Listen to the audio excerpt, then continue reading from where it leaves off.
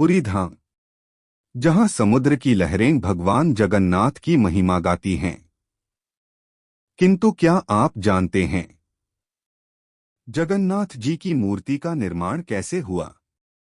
आइए सुनते हैं उस अद्भुत कथा को। बहुत समय पहले राजा इंद्रद्युम्न भगवान विष्णु के परम भक्त थे।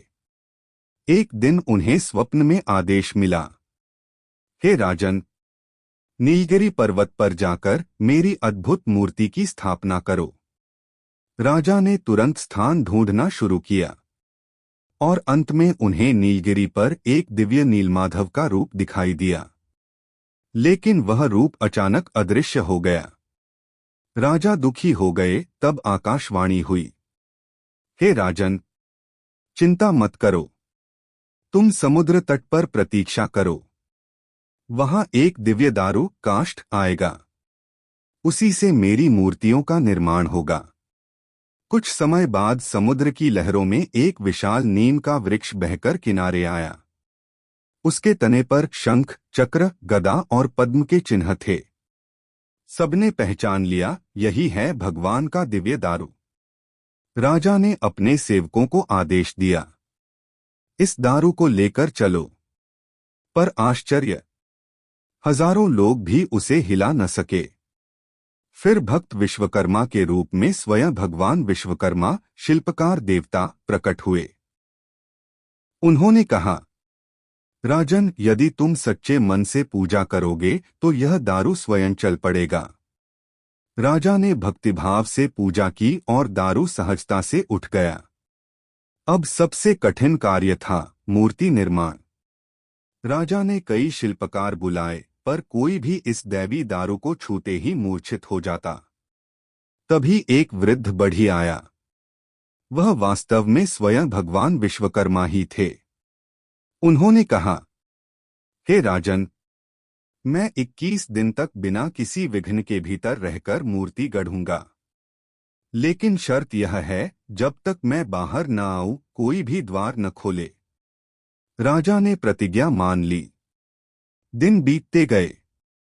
14वां, 15वां, 16वां दिन। अंदर से हथौड़ी की आवाज आती रही। लेकिन 15वें दिन के बाद अचानक सब शांत हो गया। रानी गुंडिचा व्याकुल हो उठीं। उन्होंने कहा, राजन, इतनी चुप्पी क्यों? हो सकता है भीतर कोई अनहोनी हो गई हो। कृपया द्वार खोलें। राजा इंद्रद्युम्न ने द्वार खुलवा दिया। पर जैसे ही द्वार खुला, वह वृद्ध शिल्पकार अदृश्य हो गया। अंदर देखकर सब अचंभित रह गए। तीनों मूर्तियां तैयार थीं, पर अधूरी। जगन्नाथ जी के हाथ पांव अधूरे थे। बलभद्र जी का चेहरा विशाल, सुभद्रा जी का रूप सरल। राजा व्याकुल हो उठे, हे भगवान, ये मूर्तियां अधूरी क्यों रह गईं? तभी आकाशवाणी हुई, हे राजन, यही मेरा दिव्य रूप है। युगों युगों तक मैं इसी स्वरूप में पूजित रहूंगा। मेरा यह अधूरापन ही संपूर्णता है। भक्त मुझे ऐसे ही देखेंगे और प्रेम करेंगे। राजा इंद्रद्युम्न ने भक्तिभाव से मूर्तियों की प्रतिष्ठा की और तभी से जगन्नाथ, बलभद्र और सुभद्रा पुरी धाम में विराजमान हुए। आज भी हर 12 वर्ष में नवक्लेवर में इन्हीं मूर्तियों का नवनिर्माण होता है। यह परंपरा अनादिकाल से चली आ रही है। भक्तों, जगन्नाथ जी की मूर्ति का यह अधूरा रूप ही हमें सिखाता है, सच्चा प्रेम और भक्ति किसी रूप या पूर्णता पर निर्भर नहीं, बल्कि श्रद्धा और भाव पर निर्भर है। इसे अपने दोस्तों के साथ शेयर करें और कमेंट में जय जगन्नाथ लिखिए। जय जगन्नाथ।